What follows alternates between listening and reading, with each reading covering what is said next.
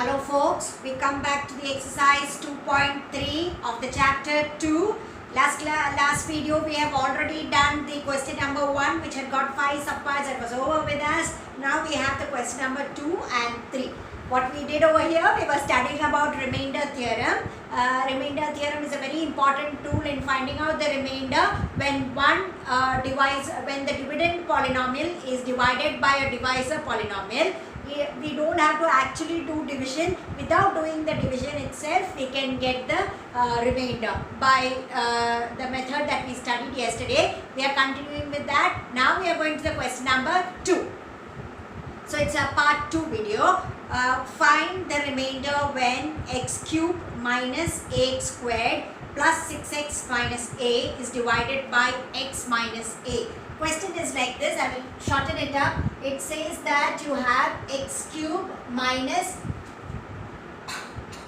ax squared plus 6x minus a. Question says like this. This is a dividend polynomial. It's getting divided by x minus a. You have to find out what the remainder is. We have learned a tool yesterday. What we do is the divisor polynomial will make it equal to 0 and then try to see what is the value of x. At that value we substitute that x that we get and try that will be the remainder. This comes by remainder theorem. For our convenience, let's assume this as p of x. So our problem starts here. Let p of x be the given polynomial x cube minus ax squared plus 6x minus a. And then we quickly go for our rough work. X minus a is 0, so x becomes equal to a. This is our quick rough work. X becomes equal to a. Having got the value of x equal to a, we try to find out the polynomial's value at that point. So you will get p at a.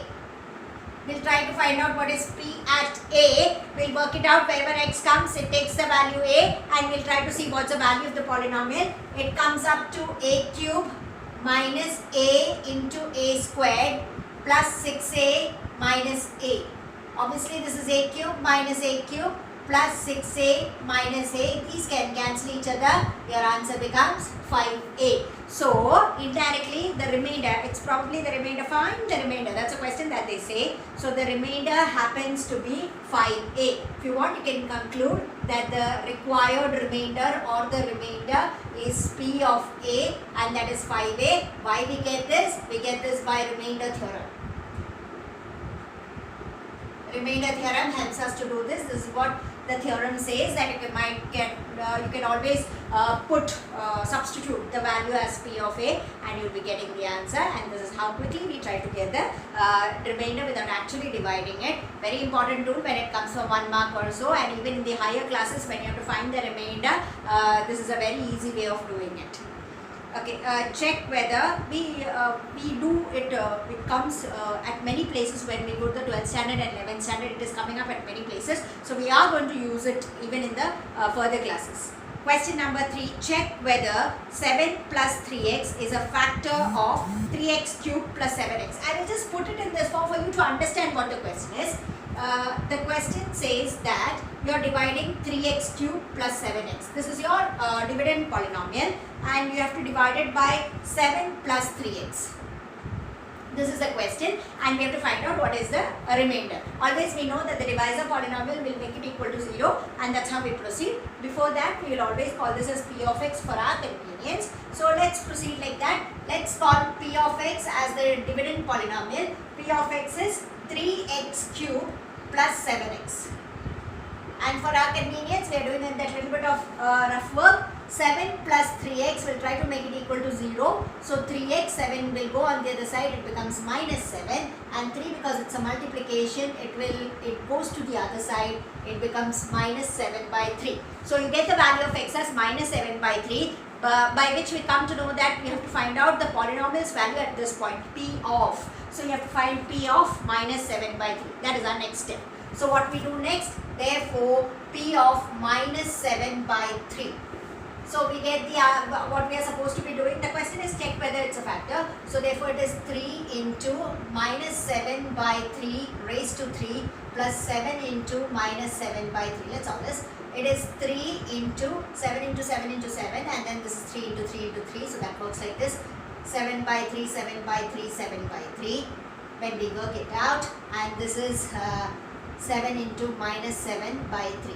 Now what happens here? The 3 can cancel each other, and here you have 7, 7, 49, and 49 into 7 probably. What is it? What does it come? 7 9s are 63, 6 carries. 7 4s are 28, and 6 it's 343. Right. So that is minus 343 by 9, and here it's minus 49 by 3. See, basically because they have asked us a question slightly different here, they're asking us whether it's a factor.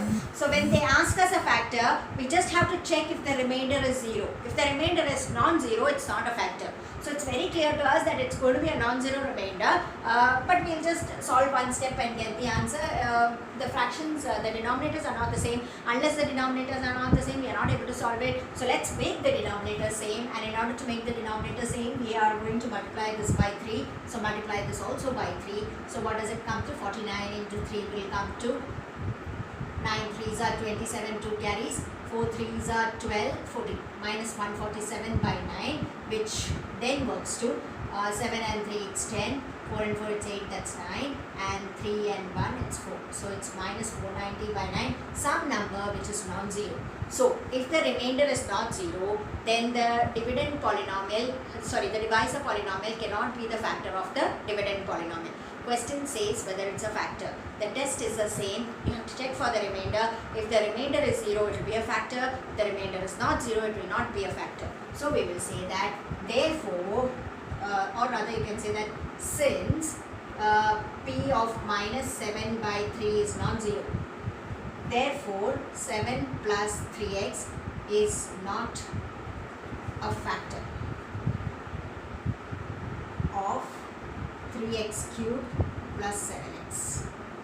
So that is about checking the factor. The idea is the same. We find out the remainder itself, but when we put it across in a different way. That is about this exercise 2.3. We are done with that. Thank you.